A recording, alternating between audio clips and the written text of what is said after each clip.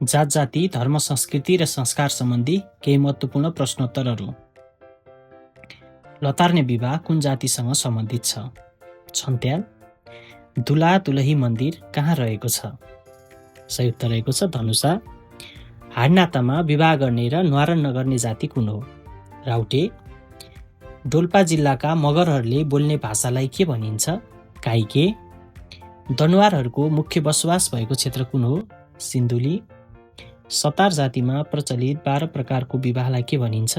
बापला। 12 प्रकार बापला। मृतकको केश र नङलाई अस्तो मानी नदीमा बगाउने चलन कुन जातिमा रहेको छ? सतार। यसको चाहिँ सही उत्तर रहेको छ सतार। त्यसैगरी तिहारमा आफ्ना गाई वस्तुको पछाडि सुँगुर बाँधेर घिसार्ने रमाइलो पर्व कुन हो र कुन जातिमा प्रचलित छ? यो चाहिँ दुराहा पर्व गनगाई जातिमा प्रचलित छ। मुसहर जातिको कुलदेवतालाई के भनिन्छ? दिनाभद्री। सतार जातिमा सुडेनीको काम गर्ने महिलालाई के भनिन्छ? दुर्गिन बुढी। गुरुङ समुदायमा समूहको मुख्य मानिसलाई के भनिन्छ? चिवा। दसैँ नाच कुन जातिमा प्रचलित रहेको छ भन्दा सतार। दुसादहरूको कुलदेवतालाई के भनिन्छ? सहलेस। सुँगुर पाल्ने र कसाईको काम गर्ने जाति कुन हो? दुसाद। त्यसैगरी असारे पूजा सिरिजात कुन जातिको प्रमुख चाड हो भन्दा धिमाल। सतार जातिका महिलाहरूले लगाउने पोसाकलाई के भनिन्छ? पालाहान्दा। थारू जातिका मानिसले घरको भित्तामा कलात्मक रूपमा चित्र कोर्ने शैलीलाई के भनिन्छ? मोखा। गेहेडी नाच कुन जातिमा प्रचलित रहेको छ? माझी।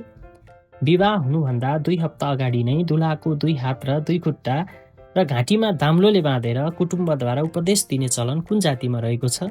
माझी। सतारहरू आफूलाई के भन्दछन्? होर। नव शिशुलाई 1 रुपैयाँ र 1 इट्टा दिने चलन कुन जातिमा रहेको छ? माडबारी। 60 वर्ष पुग्दा मनाइने उत्सवलाई के भनिन्छ? हिरक जयन्ती। कुन धर्मावलम्बीका मानिसले मद्रासामा गएर विद्या आर्जन गर्दछन्? मुसलमान। आमा बाबुको क्रिया 13 दिनभन्दा बढी गर्नु नपर्ने चलन कसले चलाएका हुन्? जुद्ध शमशेर। खैरावाङ भगवतीको मन्दिर कुन जिल्लामा अवस्थित रहेको छ? सल्यान। बिरहेन नाच कुन जातिमा प्रचलित रहेको छ? थारू। खुकुरी राख्ने खोललाई दाप भनिन्छ भने तरबार राख्ने खोललाई के भनिन्छ? म्यान। वर्षा र दयाका देवता भनेर कसलाई चिनिन्छ? रातो मच्छिन्द्रनाथ।